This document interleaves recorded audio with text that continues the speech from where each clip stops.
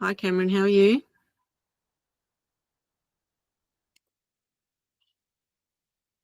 Okay. Sorry I'm running a bit late. Let's get this thing started.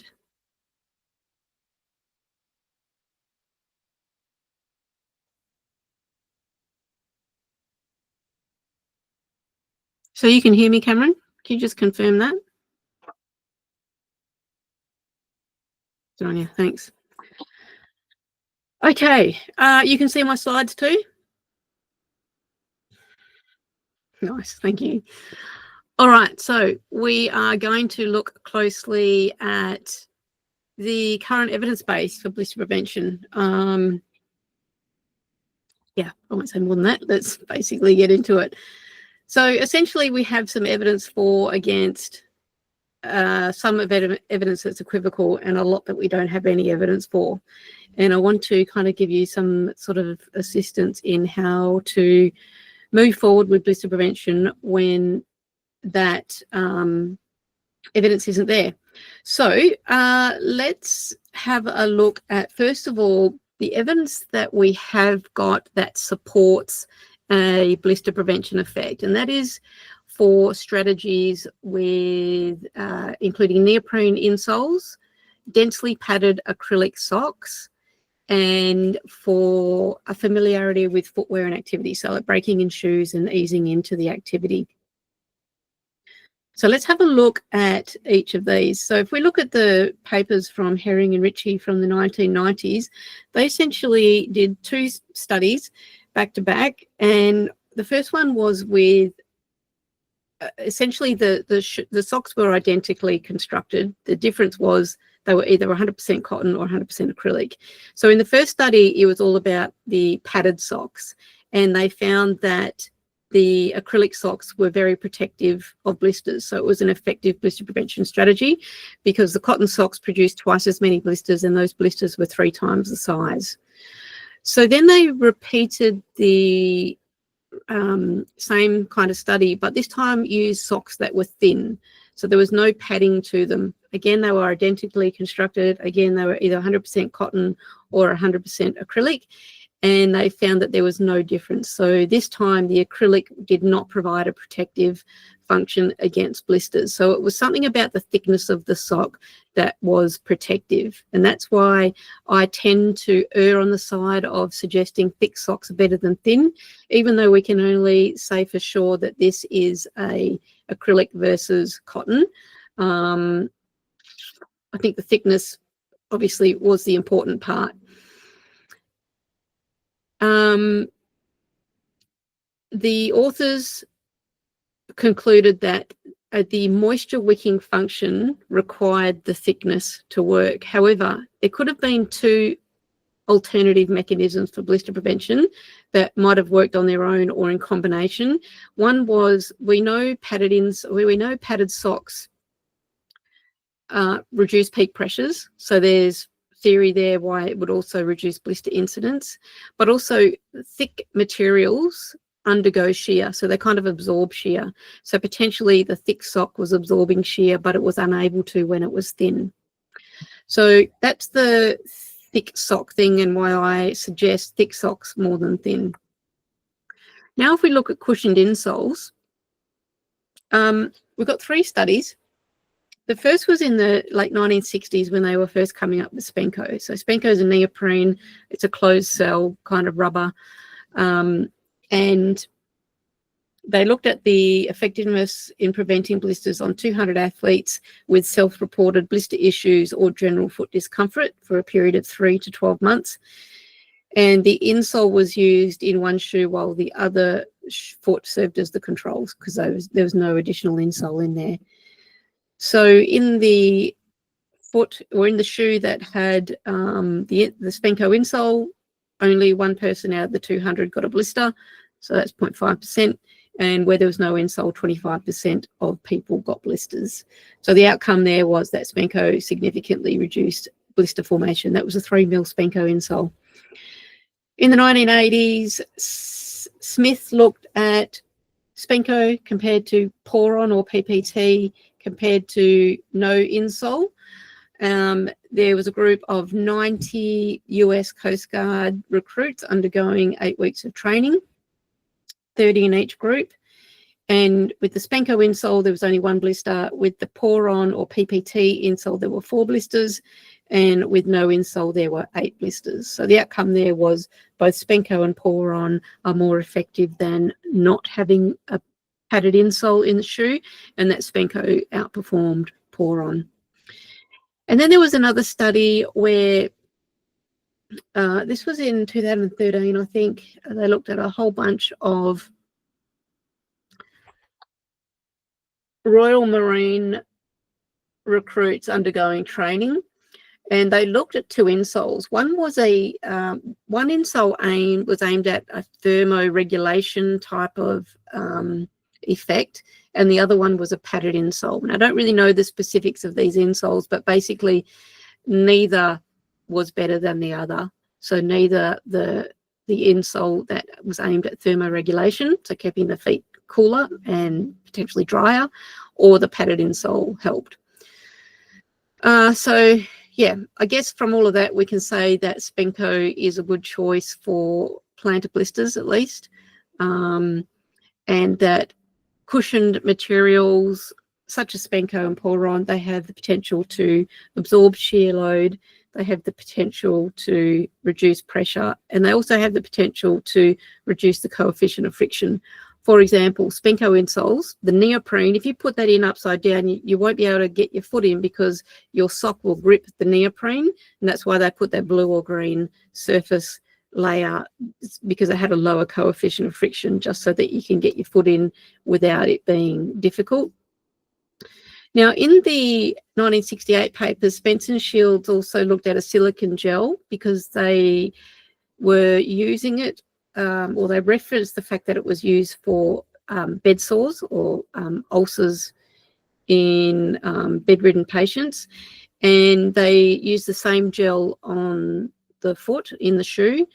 And while it was found to significantly reduce shear deformation in the skin, its high elasticity or its low shear modulus meant that it created instability under the foot.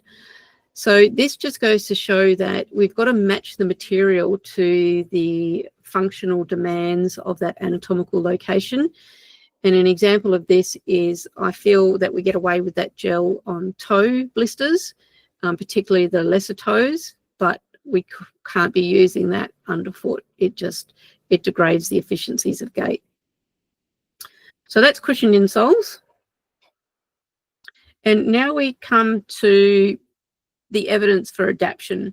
So just quickly, the column in blue outlines a number of mentions in research where blister incidents in endurance activities tended to happen in the early days rather than the later stages of the event.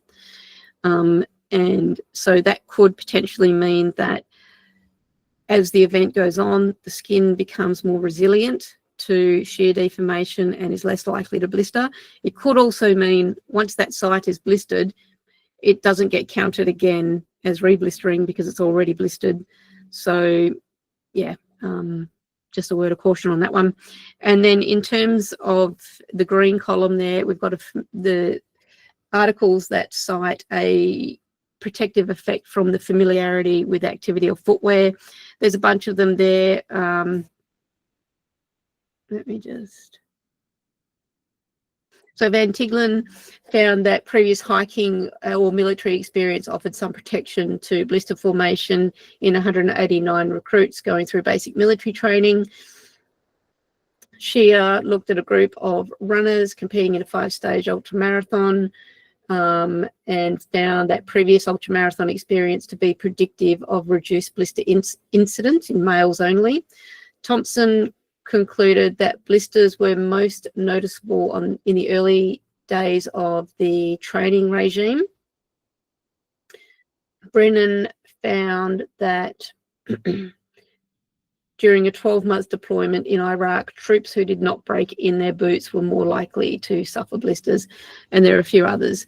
So essentially, Sanders and Wang and Sanders have looked at the mechanisms for this. Essentially, the skin undergoes structural changes to make it more resilient to shear deformation as time goes on, as it is subjected to the forces that threaten to damage it. So really, we should be making use of these strategies, and I think potentially we do. I mean, we always recommend to ease into your shoes gradually and to gradually increase the loads on our feet to prevent blisters. There's a couple of things here, though. It's important to realise that some form of thickening of the stratum corneum is helpful, but a flat-out chunky callus is not helpful. It doesn't protect against blisters. It ends up just being like it increases pressure and becomes an irritant. Certainly, having a callus doesn't mean you're not going to blister underneath. I've seen plenty of blisters under calluses, and I'm sure you have as well. And also, another word of caution is that this adaptive process can only go so far. So it tops out at a certain level, which is going to be kind of different for everyone. So for some people, this is all they need to do. They just need to break in their shoes, ease into the activity, and that's enough to allow their skin to toughen just that little bit so it is above their blister threshold. But for others who are well-seasoned athletes, who do everything by the book in terms of this familiarity with activity and footwear, they still blister. So it can only go so far. So that's what we have evidence for: a familiarity with a footwear and activity, neoprene insoles or Spenco insoles, and densely padded acrylic socks over cotton. And then we have some evidence that suggests that there are a couple of things that are not helpful in protecting against blisters. If we have a look at antiperspirants, so there was some early work by Naylor and Salzberger and colleagues that found that a drier skin led to less blisters and less friction, skin friction. So there were 3 studies by Darragand, Napick and Reynolds.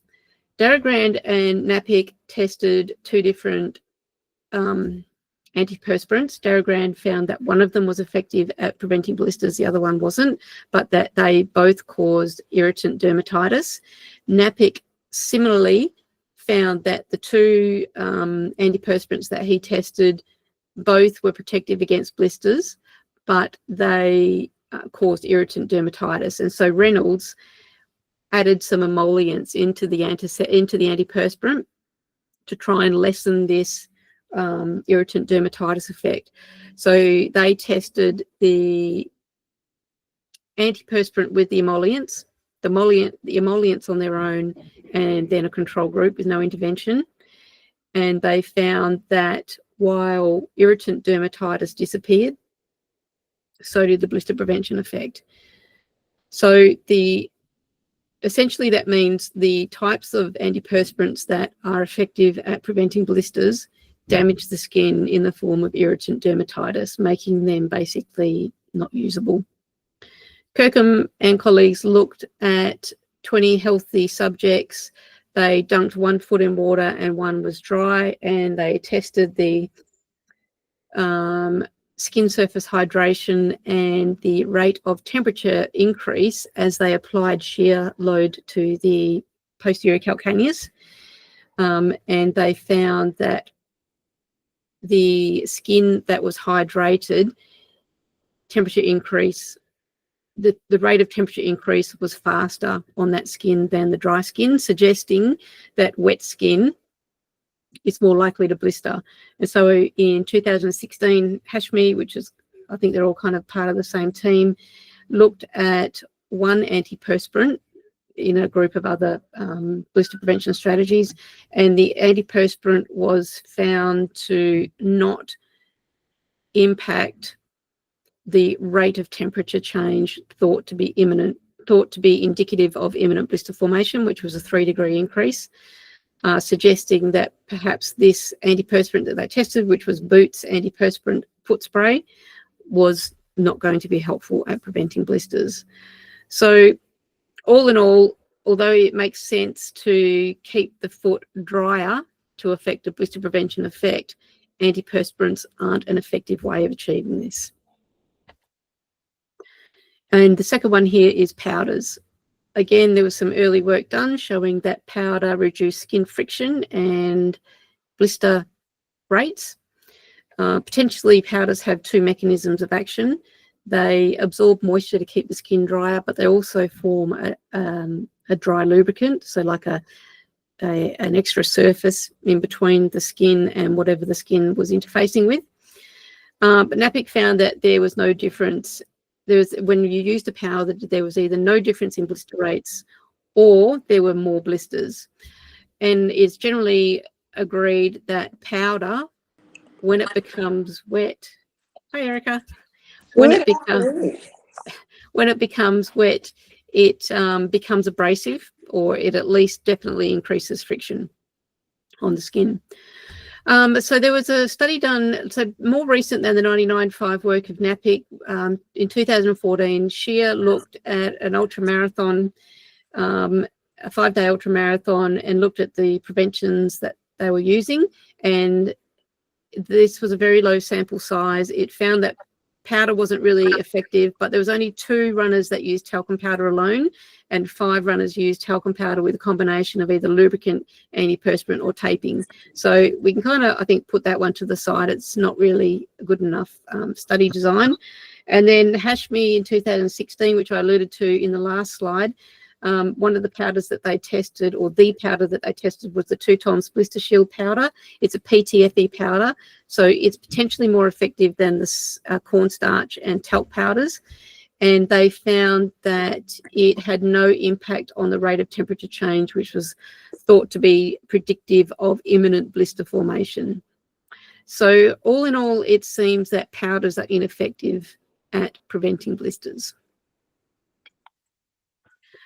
So that's the evidence against. That's antiperspirants and powders. Now we've got some evidence for 2 strategies, which is kind of teetering on the balance. We can't tip it either way, and that is double socks and paper tape. So if we have a look at paper tape firstly, so Lippmann did 2 studies in 2014, 2016 from memory, both on ultramarathon runners in taking part in the Racing the Planet series of events. And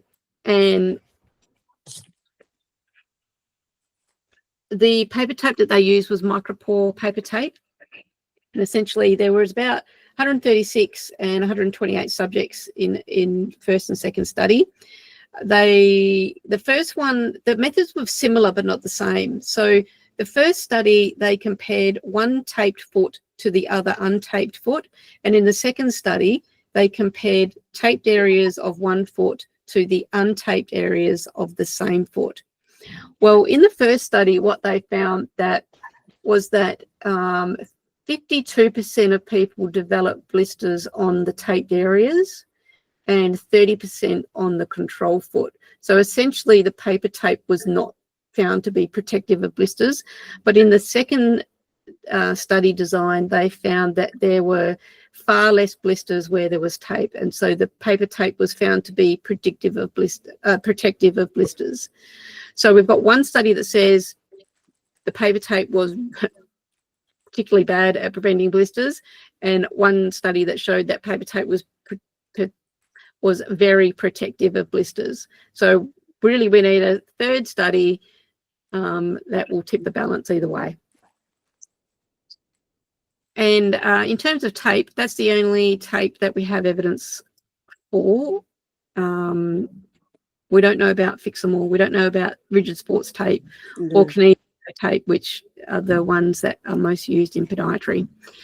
And then we come to double socks. So double socks is a difficult one because all of the studies use different sock arrangements with varying levels of thickness or cushioning and various fibers within the sock. But essentially the first study, which is actually the yellow one in the middle, looked at 221 male lieutenants in their first training hike, and they tested a standard issue sock with an athletic sock plus a nylon sock plus powder, and then a third condition was the standard issue sock plus an athletic sock plus powder. So a little bit complicated because we had powder in the mix as well. And essentially the findings were that the double sock systems and powder. So the one where there was just a double sock and, oh, sorry. So yes, both of them were double socks plus powder. So they both significantly reduced blister incidence and severity. Was it the powder that tipped the balance? We don't know. We can't tell from this, but it was certainly better than the single issue sock. The second study in the blue there looked at 357 Marine recruits on a 12-week basic training course, and they compared a standard issue sock, so that's a single sock, and then two double sock mechanisms. One was a standard issue plus an inner, and one was a new prototype sock plus an inner. And they found that the prototype double sock mechanism was the most effective, and that the standard issue plus the liner reduced the severity but increased the blister incidence. So a little bit of mixed results there. And then the green one, which was Van Tiggelen's work with 189 Belgian military recruits, looked at, they were undergoing basic military training, so they looked at a standard issue sock, a padded polyester sock, and then one double sock mechanism. And they found that it was actually the padded polyester single sock that outperformed the double sock in terms of blister prevention. So grouping all of that together, we don't know. The results are equivocal. We need more research with some sort of standardization as to the socks and the composition and the construction techniques to really be able to hang our hat on any of that.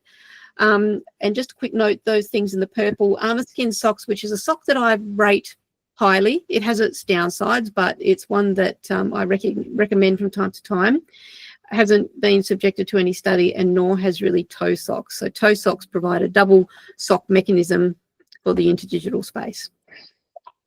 So that is the prevention strategies that we have equivocal evidence for. It's very difficult to say one way or the other, or to confidently recommend these things.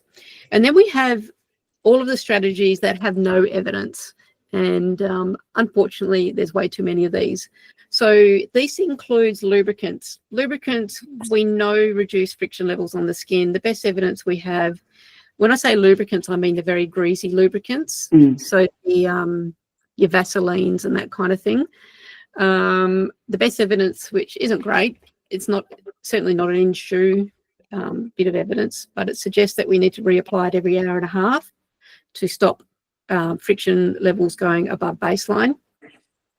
We don't have anything for moleskin, Fix-A-Mole, Kinesiotex tape, rigid strapping tape, the types of tapes that podiatrists use for blister prevention. We have no evidence for. We have no evidence for optimized shoe fit. So we don't actually have evidence to say small shoes that are too small cause blisters, or shoes that are too big cause blisters, or shoes that are too big are protective of blisters. We just don't have the evidence. Specific sock constructions, as I mentioned, the armor skin socks, loose packed wool. So that is just like blister wool, just kind of jammed between your toes or at the back of your heel. We have no evidence for that. Nothing for PTFE patches, better known as Engo or shear band, a strategy I rely on heavily at races and also personally. No evidence in terms of actual blister rates, just hasn't been subjected to any research. We have nothing for Pelitech pads, the Blister Shield powder, apart from that little bit of work from Hashmi, which was more lab studies measuring skin friction rather than actual blister rates in the real world sort of scenario. We have nothing for gel toe devices. So I also rely heavily on gel toe sleeves and gel toe caps in ultramarathons. They provide, because they absorb shear so well, I find that they work really well, but there's no research for me to hang my hat on there. All I can do is tell you that I think it works well, which shouldn't be enough. It should, you know, count for something, but just understand that there's no evidence behind it. We have nothing for biomechanical interventions, orthotics, stretches, footwear features of, you know, that can reduce peak plant pressures under the ball of the foot, for example, and nothing for gait alterations. So basically, if anyone's looking to do some research, there are some ideas. We've had some good research, like Herring and Ritchie did some really good work with the densely padded acrylic socks. So there's some ideas of how you could construct some research, and even the neoprene insoles. Yeah. So when I said we have no evidence for this group of preventions, what we do have is we do have lab studies. So we've got lab studies. This is one for PTFE or Engo patches, which is this blue line down the bottom here. It shows that from completely dry to completely saturated, the coefficient of friction against a cotton sock, was it cotton or was it a moisture wicking sock? Can't remember. Remains constant compared to Spenco, Pour-On and Plastisode. We also have a lot of this kind of stuff for the moisture wicking fibres and the wool fibres and the cotton fibres used in socks, but very little, apart from that Herring and Ritchie research, that puts it to the test in the real world with an actual sock. So it's important that we kind of take these kind of lab-based results on board. Still in the back of our head, we know there's no actual evidence in blister prevention.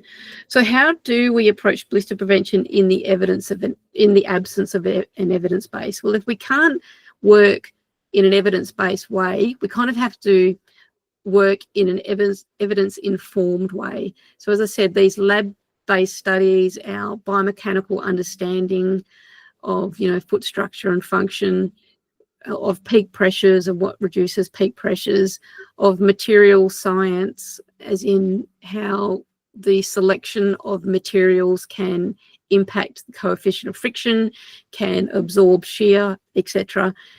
We have to draw in this kind of evidence or this kind of information.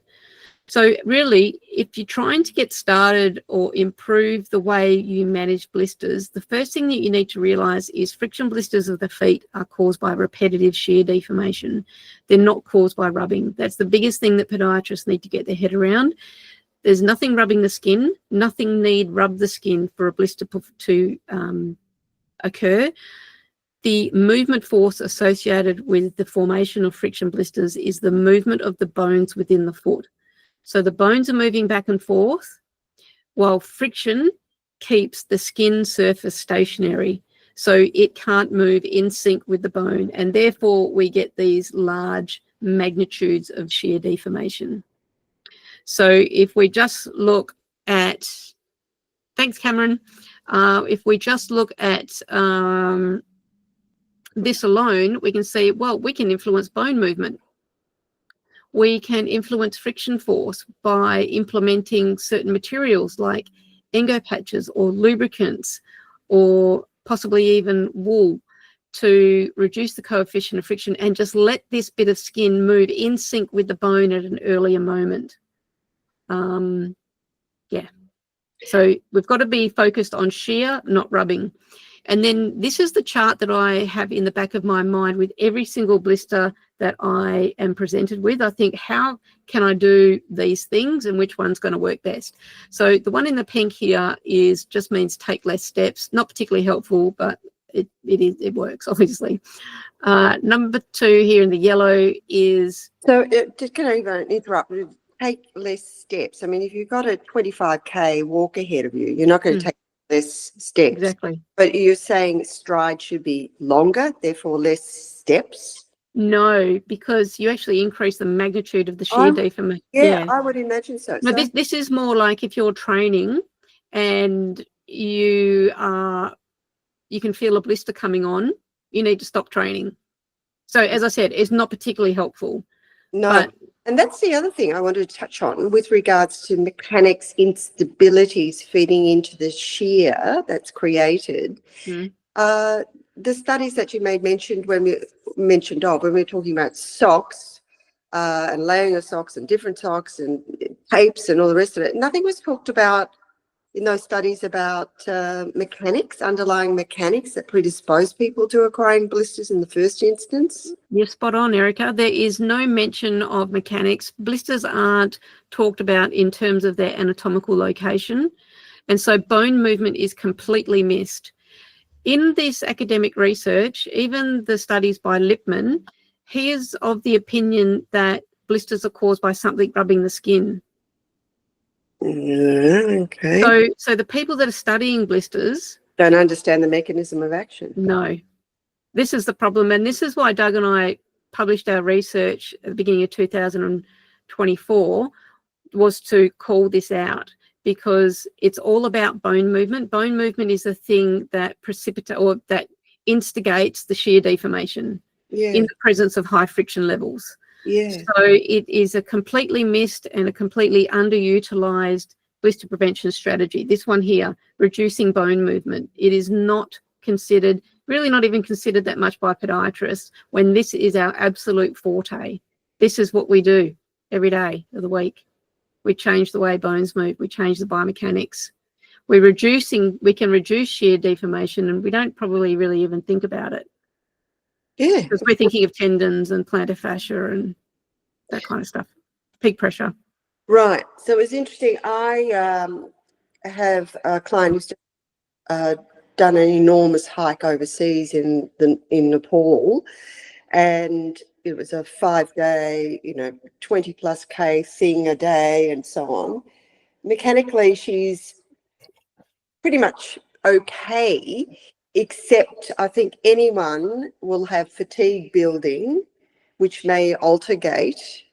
And then you've got the climatic things where you sweat more, and that changes the coefficient of skin. And okay, she had all the right socks and all the rest of it, but it's just the repetition, the fact that it was 5 days a week all in a row, that led to subungual hematomas in Morton's forefoot. So, it stands to reason she's going to be clawing her toes when she's going downhill and stuff. And sure enough, bang, underneath both her second toes, subungual hematomas, lost the nails, the blistering of the nail bed, the whole kit and caboodle. So I raised that in our questions for today. Yep. She had toe caps, but unfortunately didn't wear them the first day, did she? So already at the end of the first day, even though she wasn't going downhill, she was going up, there would have been the beginnings of that shearing. And it was kind of a Band-Aid effect, I think, thereafter.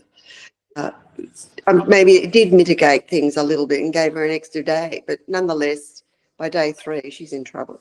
Okay, here's how I approach subungual blisters, and I did a presentation a couple of months ago just purely on this subject, so you can go back and have a look at the replay.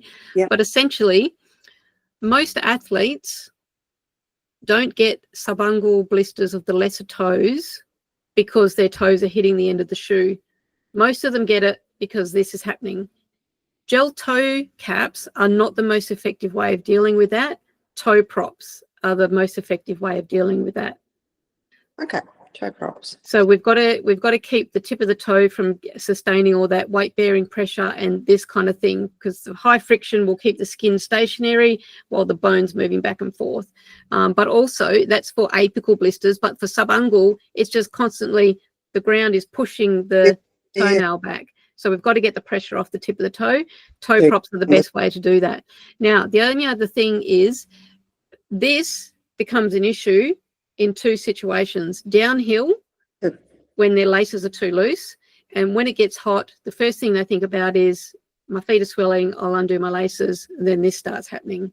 So this is a lacing issue. If it's not assuming that the shoe is the right size to start with, this is a lacing issue. Righto. So both of those are completely preventable. Okay.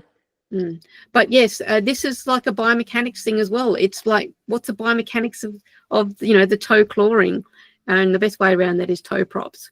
Okay. So if I just, sorry. Yeah, I was just going to ask you about the actual prop itself. Are you talking the likes of Ottoform silicone molded to extend the toe? Well, I recommend whatever works, and it takes trial and error. So I tend to tell people, because I often coaching people around blisters remotely, so I'm not actually there. I say, get some felt, start mucking around with toe props. You can add layers and take layers off and figure out what kind of bulk is right for you. Okay. Also, get a couple of off-the-shelf toe props. So, you know, we generally have these in our drawers in the clinic, that we can either issue those, or you can get them online or at the chemist. Yep. And then I say, go to a podiatrist, get an Ottoform K toe prop made, and then start experimenting. Even the podiatrist might need a bit of a couple of goes at it. If you've experimented with the felt, take that information to the podiatrist when they're making the Ottoform K, because that's helpful for us to understand what kind of bulk is required underneath that toe. So, yeah, I say, especially if they're not here with me, I say get a bit of everything and start experimenting to see what works best. Okay, fair call. Now, boots were new. She got them deliberately a size larger than what she had in, well, what's her other boots. She thought perhaps could fail, and therefore she updated before, but had, one would say, broken them in on shorter walks. Mm-hmm. So there was that, and they would have had extra length. Yes, that's good. That's fine, as long as the laces are firm enough to keep their heel at the back of the shoe and their toes. Because if your shoe is too roomy, as far as your toes are concerned, you're wearing a shoe that's 3 sizes too small, because all this is going on. Yeah. Your toes are at the end of the toe box. Yeah. So lacing is very important. But even so, I mean, I still feel that, okay, her laces probably were slack. She probably did undo them. Maybe they worked a little bit looser anyway with that downward motion. But you're going to be clawing for grip, you know, loose surfaces and things, regardless. So no, not if you've got a toe prop. That's right. I mean, there'll be the muscle will probably fire, but you get to determine how much weight-bearing pressure you want on the apex of that digit with your toe prop. Right. So what happens if we've got extra room in the toe box? You're going down here, but you've got your trusty Ottoform molded prop there. It's going to be a flipping nuisance if, for whatever reason, it displaces.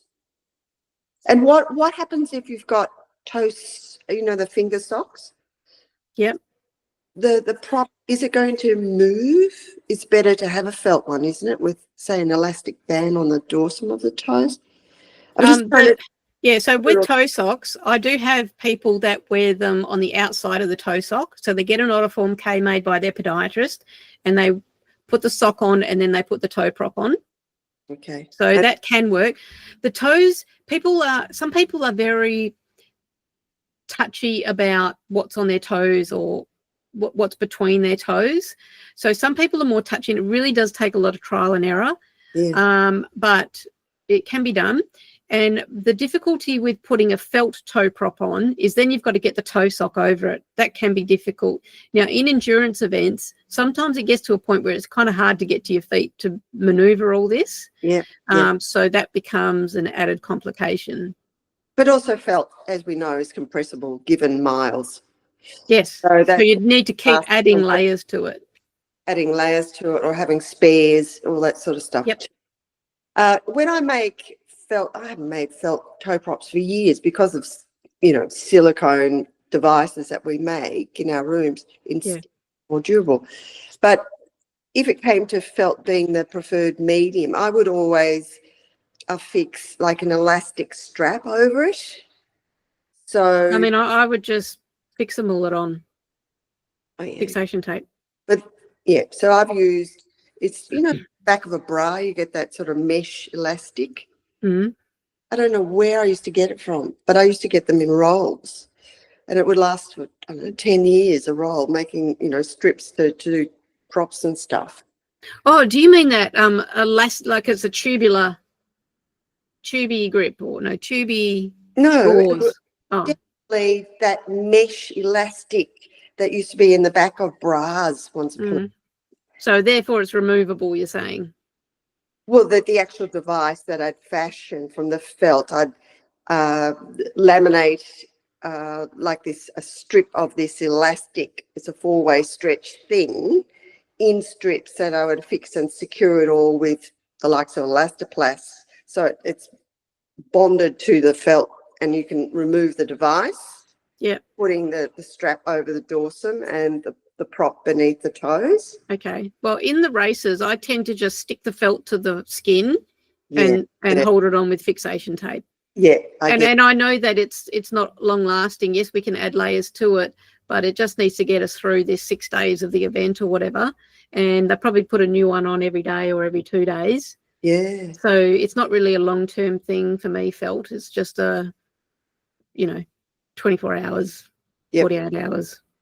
Okay, I get it. But anyway, it's completely adjustable. That's the thing I like, is people can completely fiddle with it and see what level of bulk is required and still comfortable. Yeah, I get it. So there's yield in that material too. Mm. Mm. So just to finish off, I think this is our last slide. Right. Take less steps, not particularly helpful. Become familiar with the shoes and the activity, and then all of these things reduce the magnitude of shear deformation. So we can change the way the bones move. We can use adhesive materials like moleskin and tapes to spread shear load. This is where tapes work. Nothing about rubbing. So it's not about rubbing. They just basically, just like cushioning, spreads pressure over a larger area, or the vertical force over a larger area. Tape probably just spreads shear load over a larger area, therefore reducing the peak. We can use Spenco and gel toe materials and anything that's cushioning, even like cushioned socks, to absorb shear. And then we can use 2 things to reduce friction force. It's a combination of pressure and coefficient of friction. So we can reduce pressure, and what that does is it means that the skin will be freed up to move in sync with the bone at a slightly earlier moment because of reduced friction force, and or we can implement a low friction material to do the same thing, not working on the vertical force but the horizontal force, which is the coefficient of friction. So this is where Engo patches work. This is where lubricants, powders, moisture wicking socks, all of these things work. And I just want to point out, with moisture wicking socks, nothing's going to keep the skin as dry as we think it really needs to be. So comparing these strategies that work in terms of a coefficient of friction reduction, some work better than others. And I think too many of our patients think, oh, I'm keeping the skin drier, so I'm doing all I can to reduce the coefficient of friction. I would say lubricants do this better, Armour Skin socks do this better, Engo patches do it better and more long lasting, because there comes a point where the absorptive capacity and the evaporation capacity of that sock and the moisture through the shoe becomes exceeded, and no amount of anything is going to keep the skin dry enough. But you know that this chart here, no matter how wet that sock is, when you've got that Engo patch in place, it keeps the coefficient of friction very low. And I would say that the greasy lubricants would do the same or similar, but we just need to reapply it every hour and a half, whereas these patches just, you're bushwalking. Yeah, it's a complete pain in the neck. So that's part of the reason why I love those PTFE patches. They're just long lasting. So essentially, if anyone needs any help with this, if this all seems a bit complicated, this is why Doug and I came up with this course called Blister Prevention University. It goes through the whole shear piece. It goes through all the different strategies, how they work, how they don't work, and then ties it to the anatomical location, because we've got to understand that different things work differently at different anatomical locations, because the whole bone movement thing is different. Yeah. Question. One of the taping there's all sorts of taping techniques that you'd be familiar with the incidence of plantar fasciitis. Now, I've been a clinician many a year, let me assure you that, and I've done them all. And they do work to varying extents, but you ask a patient to reproduce them, forget it. It's not going to work effectively. But one of the things I've found very effective to reduce the extension of the plantar fascia, because we know there are predispositions to acquiring this clinical problem, and one of them being hypermobility, instability in rear foot and so on, fatigue of calf, extension of plantar fascia, and away we go. And so what I found as the years tick by is the most simple thing to reproduce for the client and yet effective is the figure of 6 tape. So anteriorly, you would start affixing it on the medial side of the... Are we talking blisters here or plantar fascia? Yeah, it's all related. Bear with me. Obviously, tuck under the heel, bring it up medially, cross anteriorly of the ankle joint, tie it off. Figure of 6, do 2 layers of it. And it stabilizes the rear foot. Yep. Reducing friction. So what I'm going to say to you, has there any studies been done on... For blisters where? Well, it will actually stabilize the rear foot, so reducing friction, say, posteriorly on your heel, but also stabilizing the foot, reducing shear at the forefoot. Well, theoretically, maybe. But we don't know. Like how... And it depends on tape that you would use, the width of the tape, the taping technique. So you're saying that with the tape is exerting a biomechanical effect. You're not looking at the taping stopping rubbing on the skin. Well, it does in a sense, because... Yeah, so it would do both. But Yeah. I mean, I have to isolate what anatomical location of blister we're trying to prevent there. So You mean total incidence of blisters across the whole foot, as well as... so this would be a great study, because we don't know whether any biomechanical intervention prevents blisters, none whatsoever. Gee. So can taping do it? Can orthotics do it? Can calf stretches do it, or heel lifts for plantar forefoot blisters? Mm. Would be helpful to know. Yeah. Mm. There you are. Anyway, I just thought I'd run that past you. Now let me answer your question while you're here, Erica. Yeah. Subungual hematomas, immediate care apart from ice. So basically, when we've got bleeding under the nail or blistering under the nail, we can do nothing. If it's not painful, there's no need to do anything. But we can, when the blister is to the periphery of the nail, we can, instead of drilling the nail, we can just lance that skin at that periphery and then put a little bit of pressure on the nail, and that just gets all the blister fluid out. And also we can drill the nail. So you can drill the nail with either a hypodermic needle, which is really, really easy. With a nail drill, I've done that a few times. And we can use electrocautery, where they've got this sort of hot little probe thing and it just burns through the nail. Yeah. And looks very cool. Absolutely, if the patient presents. But this is this lady with the Mortons I was talking about. So she needed to take a hypodermic needle with her, so she could have drilled that nail. She was going to get them. She might have done that, but she didn't know she was Okay, so this takes us to, has she ever had that blister before? No. Okay, so blister history is the first thing I look at. It's the low-hanging fruit in terms of how we can predict blisters and prepare for them. The next thing would be, is there any callus? Was there any callus on the apex of that digit? Not before the event. Okay, so that's the second thing, because calluses and blisters are caused by the same thing, which is repetitive shear deformation. Yeah.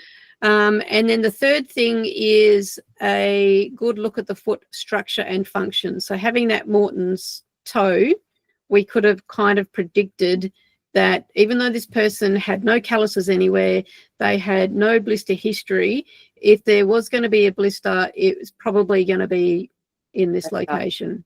So they're the three things that I use to help prepare people for blisters. Okay.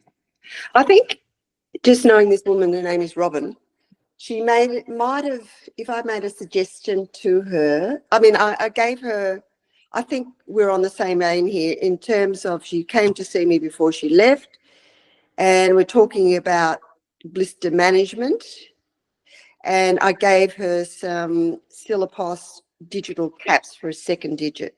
Yep. Because even though she didn't have a history of this, I just thought it's a given. So you did, yeah. So you did something. But the gel toe caps, they're not my first choice because I feel like it's more of a pressure postural kind of thing. I mean, that gel will absorb a little bit of shear, which would be particularly helpful for the apical blister, but not so much for the pressure pushing the nail back and getting that blister here. Yeah. So she did wear them once it had occurred, but it was kind of shutting the gate. It's too late. Like, I mean, we still need to implement prevention once we have a blister, but you really have, like, the horse is bolted. So as it turned out, she lost the nails. Yep. Not surprising. That released the pressure, but it was really full thickness blistering. And she had days of walking ahead of her. So that's when she employed the gel caps. Helpful, but yeah. And the thing about the gel toe material is I don't really like using that once we've already got a blister because it's occlusive. Yeah, it was. So so you need to change. Number one, you can't afford to just put that straight on the toe. You've got to have a dressing on as well. And then would have, tell you the truth, it might have been a Band-Aid at best because the bulk of dressing underneath it sometimes on. Yeah, and endurance athletes, they tend not to change those dressings very frequently or as frequently as they should, particularly knowing that that blister is weeping. I'm assuming it was open. Yeah. And then the toe is sweating. So there's a lot of moisture there. There's a lot of potential for maceration. Yep. And so it can kind of worsen the whole situation. So we at least need a Band-Aid over that toe, and I'd be changing it probably twice a day at least. Okay.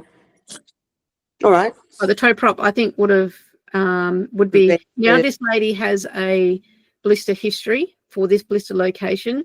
She should, for the next something that she does, and that is a bit of a ramp up of activity, she should expect to get this blister. She should have the best prevention implemented right from the word go, not day two, not once the blister's already occurred, but right from the get-go.